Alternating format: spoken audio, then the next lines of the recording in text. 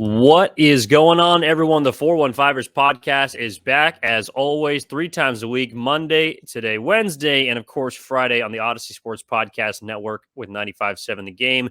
Evan Giddings and Mark Randy with you. Mark, what is up, my man? How are you? I'm just recovering after a wild deadline day in the NFL. You don't get to say that all too often. It felt like a Major League Baseball trade deadline more than a football one.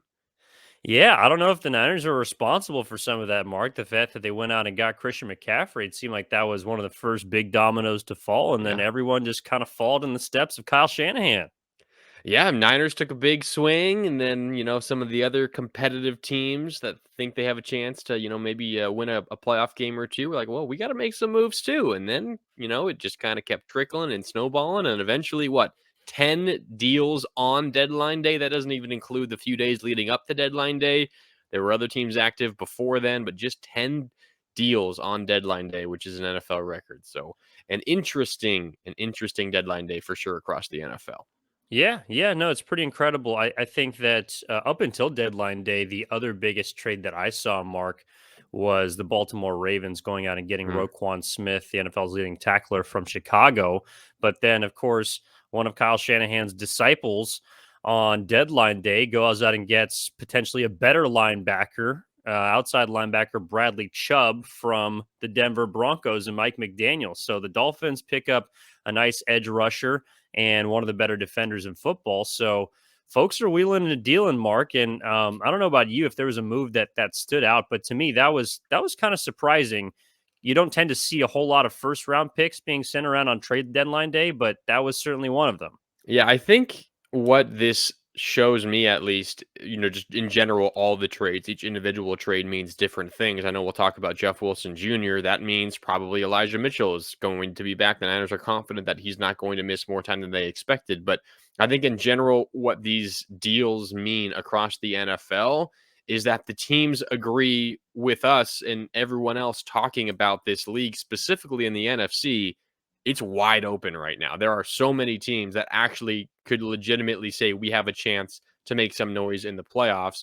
So as a result, with so many teams alive still, I feel like a lot of teams were encouraged or maybe even pressured to go out and try to make a deal to help their chances. So you can say what you want about the AFC with the Bills and the Chiefs. Those are the two top dogs by a pretty wide margin. But in the NFC, it's pretty open. So I think that probably factored into why we had so many deals. Yeah, I mean, Ross Tucker was on with Steiny and Guru on 95.7 The Game yesterday and mentioned the Niners within kind of that second tier of teams. Everyone basically in the NFC outside of Philadelphia has a chance at this point. They are 7-0. They are undefeated. They deservedly are at the top. But a tier two team of, Minnesota, Dallas, and San Francisco, that's a position where you want to be in and where a big splash like Christian McCaffrey and they made a deal yesterday, like you mentioned, trading Jeff Wilson Jr. to the Miami Dolphins. So reuniting him with Mike McDaniel for the 2023 fifth round pick that was a space that they sent in the Christian McCaffrey deal. So they do regain a little bit of capital there. But, Jeff Wilson Jr. was certainly a quality 49er for his time here and now gets to reunite with a guy that maybe was responsible for a lot of his success in the running game in Mike McDaniel. So, the 49ers are right now with the running back room, assuming that Elijah Mitchell is going to be back after the bye, which Kyle Shanahan did say he would be a few weeks back. He was on track after the MCL injury he suffered earlier this season. So you got Christian McCaffrey, you got Elijah Mitchell, you got Deebo Samuel maybe coming out of the backfield. That is a very interesting running back room now for the 49ers, Mark. And the rotating door of backs that continue to lead in rushing each year for the 49ers is likely to continue because they've had a leading rusher now 5 straight years. And with Jeff Wilson Jr. being gone, who is on track to be the first to do it twice, now Christian McCaffrey is probably going to fill that role. Yeah, you would imagine. Probably it won't be, an incredible amount just because he got here mid-season. But yeah, that would probably be the most likely outcome. What is interesting is, Jeff Wilson Jr., the entire Niners team has been singing his praises really for most of the season, but specifically it feels like the last month or so one of the best people in the locker room, always has just an incredible attitude, and his teammates absolutely love him. I mean, everything we hear about him from other people is just nothing but the best. And it seemed like this is a deal that also has his best interests in mind. A lot of times, around deadlines, you always hear players, media, everyone else talk about how this is a business. You just got to go wherever your team ships you off to, and you got to deal with it. But according to Lynch, Jeff Wilson Jr. came up to him and said that he knew most likely that with the Christian McCaffrey deal, with Elijah Mitchell returning, that his snaps were likely going to decrease, and most likely pretty significantly.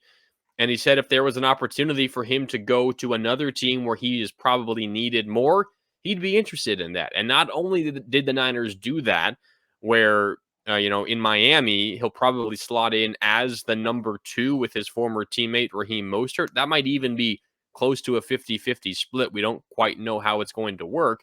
So not only a better opportunity in terms of number of touches, but also he goes somewhere very familiar in the fact that the head coach down there, as we've already talked about, is Mike McDaniel, who was heavily involved in the run game for the 49ers over the last number of years, while both Mike McDaniel and Jeff Wilson Jr. were there. So I think a win-win. The Niners, they get rid of a piece on a place where they have a lot of depth. I know a lot of Niner fans saying, the Niner running backs just consistently get injured. You need all the help you can get. But I think considering that they have Elijah Mitchell coming back, this move to me also signals at least some confidence in one of their rookie running backs, if not both, in Ty Davis Price along with Jordan Mason. And then, of course, you have Christian McCaffrey and Deebo Samuel can take some carries out of the backfield as well. So I think a win-win for both the 49ers and Jeff Wilson Jr.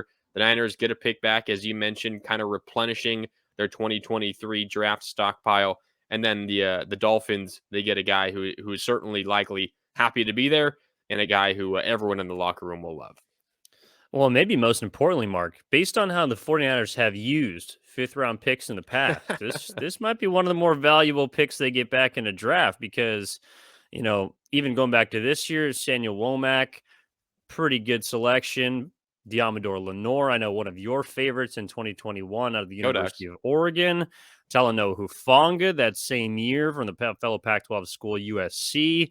Dre Greenlaw in 2019. And of course, you can't forget about George Kittle, one of the best fifth-round picks in history in 2017. So maybe the Yeah. strategy, Mark, is we don't actually want these, lower, the middle round picks. We just want to stockpile some fifths and use what we're best at as far as their track record is concerned, Mark. So how many fifth round picks, any team other than the 49ers, how many fifth round picks is worth one first round pick? Because the Niners should just trade all of their first round picks for like 10 fifth round picks. Well, based on the amount of starters that are in their lineup right now, I mean, you might be able to make the argument that a fifth might be equivalent to a second or a third. I mean, it is interesting, Mark. Up next year, of course, upcoming, they'll have very few picks, but the 2 picks they do have are in the third as well as the fifth. So maybe there's something we're not seeing here. Well, they actually do have a decent amount of 2023 picks. A lot of them, they're not exactly sure yet, just based on compensation. Yeah. You got the round 5 from Miami. You got a round 7 pick from Denver in a trade last year. You already had a round 5, but there's a chance you have a couple third round picks via compensation, another fifth round pick via compensation, a sixth round pick via compensation, a seventh round pick from compensation. So while the Niners won't have any high level picks in the 2023 draft, they will have quite a decent number of picks. It's just, again, not the greatest value in those picks because they've traded those away for other assets already. But still a decent number of picks. And the Niners, as you've talked about, have proven pretty successful at picking in those mid to later rounds. Yep, the San Francisco compensations. That's what they're becoming at this point. But it brings it, kind of a larger point into play about sort of the aggressiveness of Shanahan. And I think just because of what people see on the field sometimes, that they don't necessarily correlate aggression or, a risk seeking mentality with Kyle Shanahan, the general manager. But what I continue to learn, Mark, and I think this trade deadline isn't necessarily example A of that, but it's along the same lines. Like the general manager, Kyle Shanahan, seems to be very different from the head coach currently. Now, maybe that'd be different if he had some, different pieces in play, but he seems to be a very aggressive decision maker from a front office perspective. And this trade deadline, going out and trading 4 picks to get McCaffrey, being willing to move off of Jeff Wilson Jr., a guy that had contributed a lot. And of course, even going back a few years, the just the sheer amount of different guys he's had in the backfield and the amount of moves that he's been willing to make, of course, on deadline day, with Trey Lance being the biggest one. Um, I do see the fact that like Kyle Shanahan and his aggression is something that, I mean, appears to be at this point just a characteristic. Like it's not even, okay, well maybe he'll go in here, he'll step in the deep end at this time, but wait, like he seems to be, to me, appearing to be more of a risk seeking individual than risk averse as a general manager. I think maybe we've seen a little bit of a shift over the last couple of years. I mean, the Trey Lance trade was the first major risk that the team has taken. I mean, the Jimmy Garoppolo acquisition, that's not nearly as risky. You didn't give up anywhere near the draft capital, and you were a little more confident of who, Jimmy Garoppolo was as a quarterback as you are of whichever rookie quarterback you were selecting in the 2021 NFL draft. So I think probably safe to say that Trey Lance, that move was the biggest risk and the first risk the Niners have taken under Kyle Shanahan. But since then, I agree. I think they have been a little more aggressive. I think a big part of that is watching what the Los Angeles Rams have done, specifically with their draft picks. We talked about it after the Christian McCaffrey trade. The Niners are kind of following in that Rams mold of the, F them picks mentality. Go and get talent and then deal with, the draft issues later. And as we've talked about, the Niners still have a handful of draft picks. So it's not like they're going to be, completely bored come draft time next year.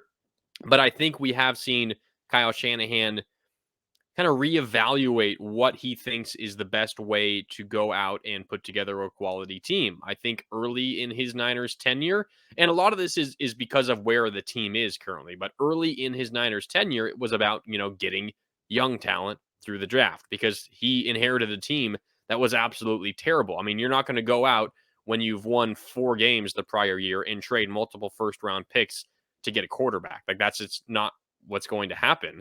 What actually Kyle Shanahan and John Lynch admitted to Christian McCaffrey when they acquired him was, yeah, we didn't draft you when you were coming out of Stanford because our defense stunk, our offensive line stunk, basically our whole team stunk. We wanted to build a team, and then we promised you, now whether or not this was in jest, they were joking or not, who knows, and then they said, we'll go and get you later once we have a good foundation and a good team around us.